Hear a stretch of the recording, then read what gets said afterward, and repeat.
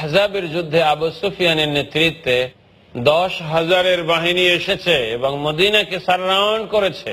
এখন মদিনাকে যখন তারা সারাউন্ড করেছে, সারাউন্ড করার পরে হঠাৎ করে তারা যখন খন্দক দেখলো, পরীক্ষা দেখে তো দে সারপ্রাইজড, তারা তো অবাক, যে কারণ এর আগে আরব দেশের কোন যুদ্ধে, আরব দেশের কোন ব্যাটলের মধ্যে, কোন ফাইটের মধ্যে এরকম পরীক্ষা খনন করা হয়েছে, ট্রেন্স খনন করা হয়েছে, খন্দক খনন করা হয়েছে, এর কোন এক্সাম্পল কারো জানা ছিল না।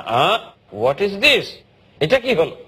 তারা ট্রাই করলো যে আমাদের উট, আমাদের ঘোড়া, আমরা কি এটা নিয়ে এই পরীক্ষাকে পার হয়ে ওপার যেতে পারবো কিনা, কেন জাম্প? চেষ্টা করে দেখলো যে পারবে না। আর যদি তারা জাম দিয়ে খন্দকের মধ্যে পড়ে যায় তাহলে ভয় আছে, তারা তো নিচেই, মুমিনরা উপর দিক থেকে তীর দিয়ে পাথর দিয়ে তাদের 12টা বাজাবে, বিরাট ডিফিকাল্টিস। শেষ পর্যন্ত তারা সিদ্ধান্ত নিল, এর মধ্যে তো ইহুদি গোত্রগুলো তাদেরকে এসে সাহায্য করা শুরু করলো। আল্লাহর রসুলের সঙ্গে যে বনি কুরাইজার যারা ছিল তারা তখনও পর্যন্ত মদিনায় রয়ে গিয়েছে। বনি কুরাইজার গোত্র তারা তাদের যেই চুক্তি ছিল চুক্তিকে ভঙ্গ করে ফেললো, ভঙ্গ করে এখন তারা কাফের মুশরিকদের সঙ্গে জয়েন করলো এবং মদিনাকে তারা উৎখাত করে ফেলবে, আল্লাহর নবীর উৎখাত হয়ে যাবে, এমন একটা সিচুয়েশন। তারা বলল, যতক্ষণ পর্যন্ত মদিনাকে আমরা উৎখাত না করি, মুহাম্মদকে শেষ করে না দেই, তার সঙ্গী সাথীদেরকে সমূলে উৎপাটন না করি, will not be leaving Medina, will be surrounding Medina, আমরা মদিনাকে চারদিক থেকে ঘিরে থাকবো। ঘিরে তারা থাকলো প্রায় 1 মাসের কাছাকাছি সময় হয়ে গেল, কিন্তু পার হওয়ার তো কোনো উপায় নাই। কিন্তু পার নেই হোগা বাট নেহি ছোড়েগা, তারা ছাড়বে না, এমন একটা সিচুয়েশন। রব্বুল আলামিন আল্লাহ তাআলার তো সৈন্য হলো সবাই, বাতাসও আল্লাহর কথা শুনে, মেঘও আল্লাহর কথা শুনে, আসমানও আল্লাহর কথা শুনে। রব্বুল আলামিন এমন বাতাস দিয়ে দিলেন, এই বাতাসের কারণে ওদের 14 গোষ্ঠী কোথায় থাকবে সব চলে গেল। আল্লাহ কি বলছেন? إذ جاءتكم جنود فأرسلنا عليهم ريحا وجنودا لم تروها। যখন এই বিশাল বাহিনী এসে হাজির হয়ে গেল, আমি আল্লাহ ফাআরসালনা রিহান, আমি বাতাস খালি পাঠালাম। দেখেন, বাতাস না হলে তো আমাদের চলে না, বাতাস তো আমাদের অক্সিজেন, অক্সিজেন না হলে আমরা তো বাঁচতে পারি না, কোনো প্রাণী বাঁচতে পারে না। কিন্তু বাতাসের যদি গতিবেগটা, স্পিড যদি স্ট্রং হয়ে যায়, তখন এটা নর্মাল ব্রিজ বাতাস থাকে না, নর্মাল আপনার মৃদুমন্দ বায়ু থাকে না, তখন এটা ঝোড়ো বাতাস হয়ে যায়, তখন এটা স্ট্রম হয়ে যায়, তখন এটা টর্নেডো হয়ে যায়, সাইক্লোন হয়ে যায় এবং খান খান করে দেয় দুনিয়াকে। এই যে ফিলিপিন ধ্বংস হয়ে গেছে, কত এরিয়া, 10,000-এর উপরে মানুষ মারা গিয়েছে। আমরা সুনামির কথা জানি, আমেরিকাতে হয়েছে, আমরা ক্যাথরিনের কথা জানি, বাংলাদেশে সিডার এবং আইলা হয়েছে, এগুলোর কথা আমরা জানি। কিছুই তো না, শুধুমাত্র বাতাস। এই বাতাস, এই উইন্ড যখন স্ট্রং হয়ে যায়, তখন কারো বাবার সাধ্য নাই সেখানে টিকে থাকা। আল্লাহ রাব্বুল আলামিন বলছেন, ফাআরসালনা আলাইহিম রিহা, আমি আল্লাহ তাদের জন্য বাতাসকে পাঠায় দিলাম। বাতাস পাঠায় দিলে তোমরা পালায় যাবে কোথায়? এমন বাতাস এলো, এমন বৃষ্টি এলো, এমন মেঘ এলো, এমন ঝড় এলো, এমন বর্ষা শুরু হয়ে গেল যে তাদের উট আর ঘোড়া, দম্বা আর ছাগল সব ভ্যা ভ্যা ম্যা ম্যা করতে করতে দৌড়ায়, তারা কোথায় গেছে, হারায় গেছে। এখন তারা নিজেরাও তো বাঁচার কোনো উপায় নেই, আবু সুফিয়ানের বাবাও তো সেখানে টিকতে পারবে না, আবু সুফিয়ান তো দূরের কথা। এখন সবাই বলল যে সর্বনাশ, আর এখানে থাকা যাবে না, অনেকদিন থাকা হয়েছে, আমরা পালাই বাঁচি, এখন ছেড়ে দে মা কেন্দ্রে বাঁচি। সব মদিনার এরিয়া ছেড়ে সব পালানো শুরু করছে। সুবহানাল্লাহ।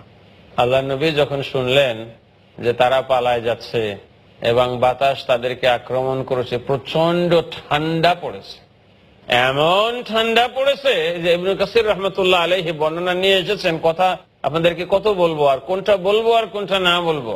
রাত্রিবেলায় আল্লাহর নবী বলছেন, মান লিল কওম, এমন কি কেউ আছো নাকি আমার সাহাবীদের মধ্যে গিয়ে ওই কাফের মুশরিকদের খবর আমার কাছে নিয়ে আসতে পারবা? কেউ সাহস করে না। আল্লাহ নবী তৃতীয়বার বললেন, কেউ সাহস করে না। আল্লাহ নবী বললেন, কুম ইয়া হুযায়ফা, হুযায়ফা ইবনুল ইয়ামান সাহিবু সিররি রাসূলিল্লাহ সাল্লাল্লাহু আলাইহি ওয়াসাল্লাম। হুযায়ফা নাম যখন বলেছেন, হুযায়ফা তো তখন উঠে গেছেন, গিয়ে তিনি গোপনে গোপনে গোপনে গোপনে গিয়েছেন, এমন ভাবে গিয়েছেন দেখলে যেন মনে হবে যে একজন তার প্রাকৃতিক প্রয়োজন সারার জন্য যাচ্ছে, নেচারাল কল সারার জন্য যাচ্ছে, এইভাবে গিয়েছেন। গিয়ে তিনি আবু সুফিয়ানকে বসার দেখেছেন এবং অন্যদেরকে দেখেছেন, খবর নিয়ে এসেছেন। এবং তিনি আসার সময় এত ঠান্ডা তার লেগেছে যে থর থর থর থর থর থর থর থর করে কাঁপছেন, এমন ভাবে কাঁপছেন। কাঁপতে কাঁপতে আল্লাহ রসুল সাল্লাল্লাহু আলাইহি ওয়াসাল্লামের কাছে এসে হুযায়ফা হাজির হয়েছেন রাদিয়াল্লাহু আনহু ওয়া আরদাহু। এবং আল্লাহর নবী তাকে দেখে বললেন, কি খবর হুযায়ফা? ইয়া রাসূলুল্লাহ, আমার প্রচন্ড ঠান্ডা লেগে গেছে, তবে খবর হলো এই। খবর দেওয়ার সাথে সাথে আল্লাহ রসুলের কাছে একটা চাদর ছিল, আল্লাহ নবী চাদর দিয়ে আল্লাহ রসুলের পাশে তাকে ঘুম পড়ায় রাখছেন। এবং এত ঘুম তিনি ঘুমায়েছেন, ফজরের সময় টাইম পর্যন্ত একদম নির্বিঘ্নে তিনি ঘুমায়েছেন। এর মধ্যে তিনি জানেন না কি হয়েছে, এত ঠান্ডা তার লেগেছে।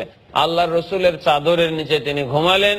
ফজরের নামাজের যখন টাইম হয়েছে, হুযায়ফা বলছেন, তখন আল্লাহ রসুল আমাকে আস্তে করে ধাক্কা দিয়ে বলছেন, কুম ইয়া নাওমান, কুম ইয়া নাওমান, এই ঘুমানো বেটা ওঠো, এই ঘুমান্ত বেটা ওঠো। হুযায়ফা ইবনুল ইয়ামান রাদিয়াল্লাহু আনহু বর্ণনা করছেন, এত ঠান্ডা পড়েছিল সে সময়ে। এখন তো দেখেন বিভিন্ন দেশে বরফ পড়ে, ঠান্ডা হয়, ইউরোপে হয়, আমেরিকাতে হয়, কানাডাতে হয়, এমনকি পাকিস্তানে হয়, কাশ্মীরে হয়, আফগানিস্তানে হয়, প্যালেস্টাইনে হয়, আরব দেশেও মাঝে মধ্যে বরফ পড়ে। মদিনাতেও আমরা কোনো কোনো সময় বরফ দেখেছি, কোনো কোনো সময় প্রচন্ড ঠান্ডা দেখেছি, তবুক এরিয়াতে হয়। তো এরকম সে প্রচন্ড ঠান্ডা হয়েছিল এই সময়। এবং আল্লাহ রাব্বুল আলামিন এত জোরে বাতাস পাঠিয়ে দিলেন, এই বাতাসের মধ্য দিয়ে সব খান খান করে দিলেন, চুরমার আল্লাহ সুবহানাহু ওয়া তাআলা করে দিলেন। ওয়াজুনুদাল লাম তারাওহা, বাতাস তো তোমরা দেখেছো, সবকিছু উড়ায় নিয়ে যায়। আল্লাহ তাআলার সাথে সাথে আরো কথা বলছেন যে এমন আরেক সৈন্য পাঠালাম যাদেরকে ইউ ডিডন্ট সি দেম, তাদেরকে তোমরা দেখতে পাও না। তারা হলো কারা? তারা হলো আল্লাহর ফেরেশতারা, সুবহানাল্লাহ। মালাইকাতুল্লাহ, আল্লাহর মালাইকা যারা, আল্লাহর এঞ্জেল যারা, ফেরেশতা যারা, তাদেরকে আল্লাহ তাআলা সব সময় পাঠিয়েছেন। তার প্রমাণ আমরা একটু পরে আরো পাবো। তাহলে কি হলো? আহজাবের যুদ্ধে বিশাল সৈন্যবাহিনীর পরাজয় হলো, আল্লাহ তাআলা মুমিনদেরকে বিজয় দিলেন। কিন্তু রাসূলুল্লাহ সাল্লাল্লাহু আলাইহি ওয়াসাল্লাম ঘরে ফিরে আসবেন, ঘরে ফিরে এসে তিনি জামা কাপড় খুলবেন, যুদ্ধের পোশাক খুলবেন। এর মধ্যেই জিবরিল আলাইহিস সালাম, ইয়া রাসূলুল্লাহ, আমি তো এখনো যুদ্ধের পোশাক খুলি নাই, আমার পোশাক তো এখনো পর্যন্ত পরা, আপনি যুদ্ধের পোশাক খুলবেন না ইয়া রাসূলুল্লাহ। তখন আল্লাহর নবী জিজ্ঞেস করলেন, আল্লাহর পক্ষ থেকে কি অর্ডারটা কি? তখন রাসূলুল্লাহ সাল্লাল্লাহু আলাইহি ওয়াসাল্লামকে জিবরিল বললেন যে বনী কুরাইজা যারা বিশ্বাসঘাতক, তাদের ব্যাপারে নির্দেশ এসেছে আল্লাহর পক্ষ থেকে। আল্লাহ নবী অ্যানাউন্স করলেন, আলা লা ইউসাল্লিয়ান্না আহাদুকুমুল আসরা ইল্লা ফি বনী কুরাইজা, তোমরা মুসলমানরা যারা আছো তারা কেউ বনী কুরাইজার এরিয়াতে যাওয়ার আগে আসরের নামাজ পড়বে না। আবার যাত্রা শুরু হলো, কষ্টের উপরে কষ্ট, এবং শেষ পর্যন্ত আসরের নামাজ কেউ রাস্তায় পড়েছে, কেউ বনী কুরাইজার ওখানে গিয়ে পড়েছে, এটা নিয়ে ঝগড়া হয়েছে। আল্লাহ রাসূল বলেছেন, যারা রাস্তায় পড়েছো তারাও ঠিক আছো, আর যারা সেখানে গিয়ে পড়েছো তারাও ঠিক আছো।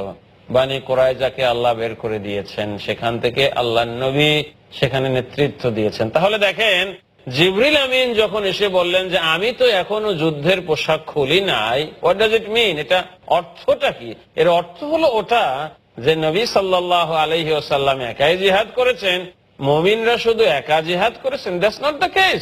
বরং জিবরিল আলাইহিস সালাম তিনি রাসূলুল্লাহ সাল্লাল্লাহু আলাইহি ওয়াসাল্লাম এবং মুমিনদেরকে সাহায্য করার জন্য তিনি অ্যাভেইলেবল ছিলেন উইথ ড্রেসিং আপ, তিনি রেডি ছিলেন ড্রেস পরে।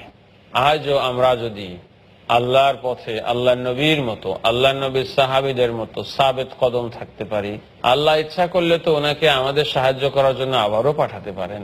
আর ওনাকে না পাঠালে আল্লাহর তো ফেরেশতার অভাব নাই, কিন্তু এই সাহায্য পাওয়ার জন্য আল্লাহর নবীর মতো ঈমান লাগবে, সাহাবীদের মতো ইস্তেকামত লাগবে, এবং আল্লাহর পথে আমাদেরকে টিকে থাকতে হবে।